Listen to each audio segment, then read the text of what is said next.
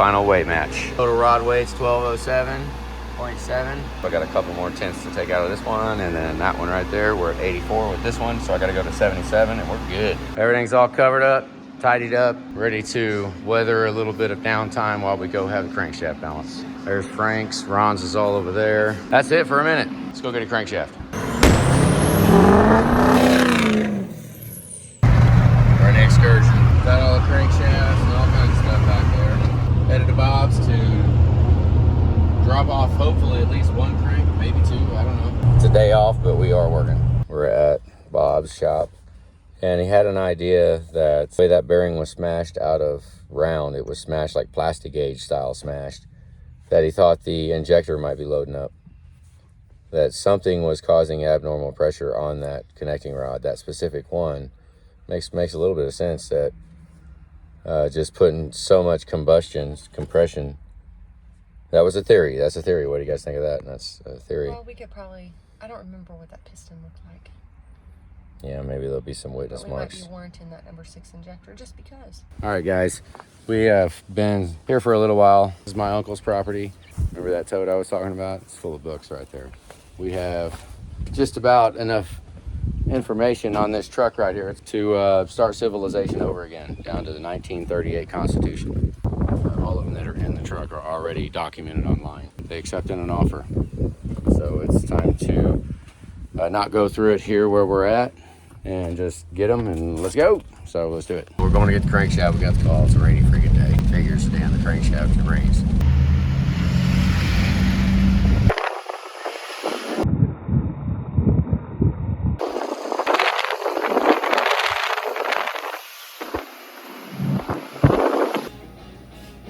%. Should be about where we're at right now. Okay, let's take a look at these camshafts here. We're back in the shop working on Frank's engine. All right, now this is by no means scientific.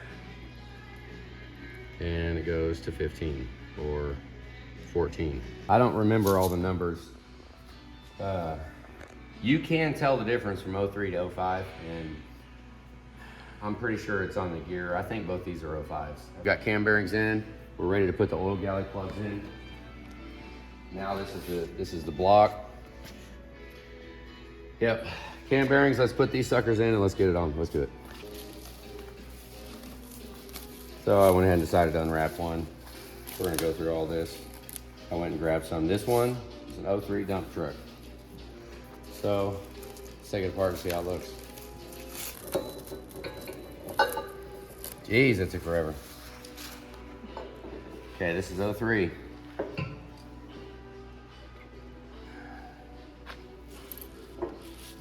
Yep, I knew there was differences. So 03 will have stamps on the gear. I couldn't remember what the difference was, but late model has no stamps on the gear. Got a little bit of rust on it, don't we? Water brush that a little bit. See what the lift is on it. This ain't even really measuring actual lift. This is just comparing. Ooh, this one might be an 03 too then. I just saw that. Yeah, like 14. This one.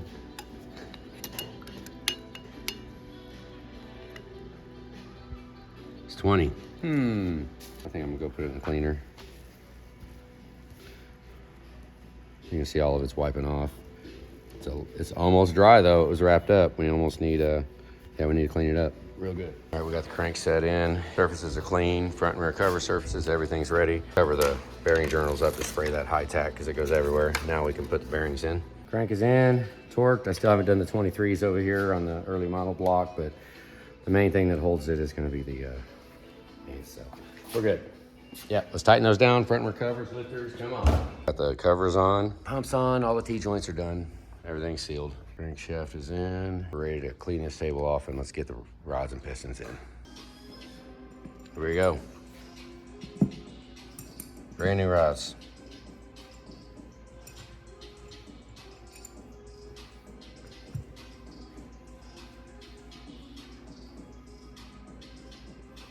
Yeah, pistons too.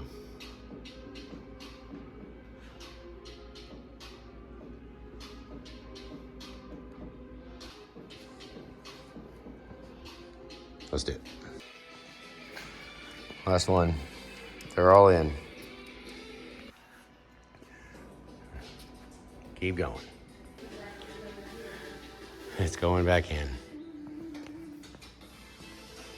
Yep. Let's do it.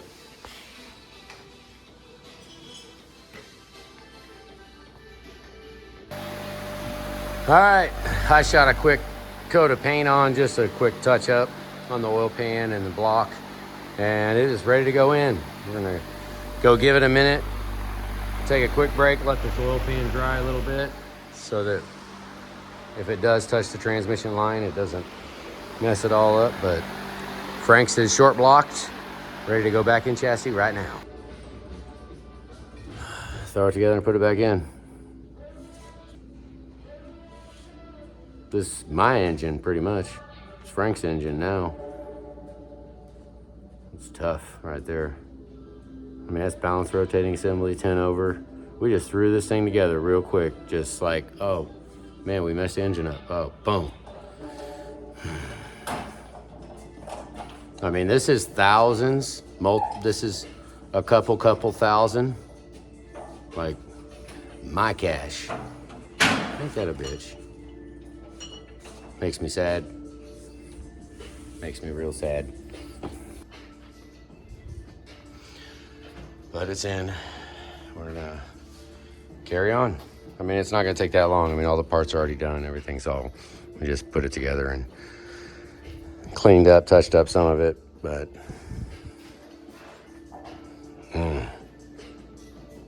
put a different front cover on it, that other one that I showed. So now let's go ahead and bell housing bolts, torque converter nuts, engine mounts. And I mean, we're gonna replace the number 6 injector. We're gonna warranty that out. We didn't get it, so we have bare minimum. We're gonna get to where the heads are on, and then we'll need that injector. Then we gotta take off out of here. What else? Once again, that's the Subaru service short block right there. Pump on, covers on. Put it in, let's go. Frame's dirty. This was a breakdown, like it broke down. It's rod bearing just, now rod bearing got crushed. Now that's what the crankshaft guy, Bob Morton, he's the crankshaft guy. I mean, that's where he popped it right off almost instantly. That this bearing right here, because it is smashed like that, you know, and not, his money was on it being an overfueling injector. An injector overfueling, and it actually just crushed that side of the bearing where the load was, because the injector was almost hydrolocking, like basically pushing through a hydrolock. But these rods are strong. These rods are real strong. You can actually, the rods are stronger than the starter on this. You can hit the starter and bang all these rods all the way together, and it'll just lock the starter up, and it will not bend the rods on a 6-liter. Now, okay, so the theory that the crankshaft guy was injector, overfueling injector, trying to hydrolock the cylinder, putting extreme pressure on the bearing. That's the first thing that it's going to push through. You know, it's going to push the bearing hopefully before it bends the rod, right? Which I hope not. I wouldn't want that. I would kind of, actually we're a little backwards there, because I think I would want the rod to spin. If the rod goes ahead and bends and you bow the freaking rod, then at least you don't have to mess with the damn crankshaft. I think I would rather have a bent rod than yeah, so that sucks. Maybe we need weaker rods in the 6-liter. That's what we need. Okay, so surfaced with no gaskets. We're not doing no more. I cleaned up really good, but it should have stayed a lot better than that. That was surfaced with no gaskets, and so yeah, no. We won't be doing that no more. Whatever. It was unhappy or something. But now they're surfaced, they're all flat. We're gonna put gaskets on it and go. We'll go ahead and give it a little bit more. the piston was physically hitting the cylinder head. Or getting real freaking close to it. Julie wiped that, but it looks like there was witness marks of the piston hitting. This is the cylinder that spun the rod bearing. So it's, obviously the rod was a little long if it was spun, so it was going up. I mean, it wasn't hitting it with any force, it was going up and touching it. Which, I mean, when the event happens, all the valves are closed any freaking way, so it doesn't even matter. It was hitting the head. I mean, we got a different pistons, a different rod, and a different crank, and a different block anyway, so it doesn't even freaking matter. But yeah, that's kind of, I mean, Jid has said that happened. I mean, once a rod bearing spins, the rod is longer, so we try to save. Yeah, let's clean it up. All right, I don't know if that goes to more towards it washing the cylinder, over fueling. I have just kind of look at the difference in them. I'm doing the same thing to all the cylinders, and look how much cleaner that one came. Is it cleaner in the middle? I don't know. Well, because that would point more towards an overfueling injector also. Right? That one's more washed off than the other one. I'm trying to remember what the piston looked like. I mean, I've been scrubbing. We got it over there in the box, I guess. I mean, I'm scrubbing on all of them. So that one has been washed. So even if we get the heads on tonight, we're still not banging any farther because we're gonna go ahead and replace that injector. That says we should wash these heads with diesel fuel, not brake clean. Yeah. This is just from wiping it with brake clean. And it is like, I mean, arguably, we could put it back together. I'm gonna sand it. I'm gonna sand it. Man, that looks good though. I just gotta touch it just real quick just to open up the pores. That's it. And make it a little bit rougher. I think I want it just a little bit rougher.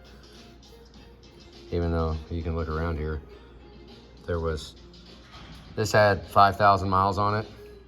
If you remember Ron's truck, we can go back to those other videos up there of showing his head gaskets that had like 300 miles on them. These have 5,000. They were not blown. The head gaskets weren't blown. We spun the rod bearing. That's why I took it apart, not because of blown head gaskets. Well, here, we'll just go around and look. And I haven't brake cleaned this cylinder head very good yet. What do y'all think? I guess we can get closer and go slower. I brake cleaned the hell out of this cylinder head, cleaned a lot of it off.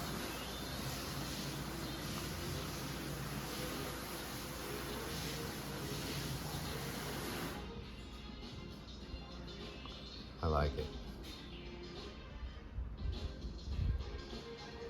All right, let's finish cleaning it up. This is how you're supposed to clean your injector bores when you do injectors. You need to take your heads off and you need to put them on the table and you spray them with a garden hose like this. That's how you need to do your injector bores. They're really clean when you do it like this. These are step dowels. Every time we refer to step dowels, these allow you to use 18s, 20s. It really doesn't even matter. This is an 18 block and we're putting 20s on it. Let's see how well it fits in there. Oh goodness. See how, I mean, it's not a cut bushing like the other ones, but oh, I'm gonna have to tap it on there. But that'll go in and seat down on there. Now, if you had a 20 block and 18 heads. Yeah, if you had a 20 block and 18 heads, then you would put the step dowel upside down in the 20 block, and then the 18 head gasket would go over that. But now that we've got an 18 block, then we'll put the 18 down inside and it will seat, and then the 20 head gasket will go and it'll meet. Well, here, let me cut it off. I'll show you. Oh, that's going in a little hard. Oh, look, I got crap on the surface, damn it. But that's what you got right there. If you look down, like you can see real good right there. It goes down and it seats flush. So now I can put the 20 head gasket on it and the 20 will fit right on. Done. So that's what we do when we do step dowels. Step dowels will allow you to use 18s, 20s, it don't even freaking matter. I will go around one final time and just, when my hand's all clean, I'll just brush for lint. Just go around and one time before we put the studs in, because a lot of times the studs you're going to be wiping again because you might get oil on the deck surface. So I don't want to as many times as I can clean off the surface, I'll do it to make sure that, hell, I don't even want any dust to settle on it. So yeah, so now let's get the studs in.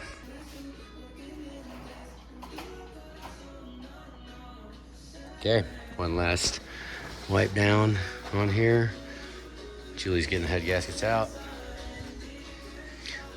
Say bye-bye. That's what they look like finished.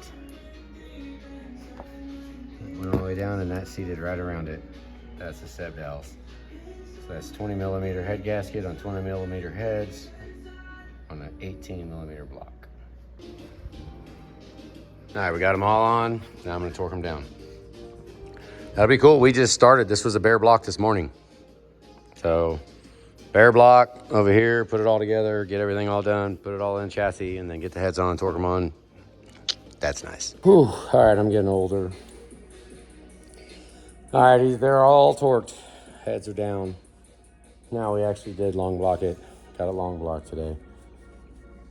Whew. All right, that's a good wrap. It's a good day. Frank is back in chassis. He's got a different engine. Well, he's got a different block, different crank, different rods, different pistons, different cam. I think he does have an 03 cam in here too. The exhaust manifolds did not look good, so we will be putting gaskets back on them. All right, let's go take a break. Have a good day, guys.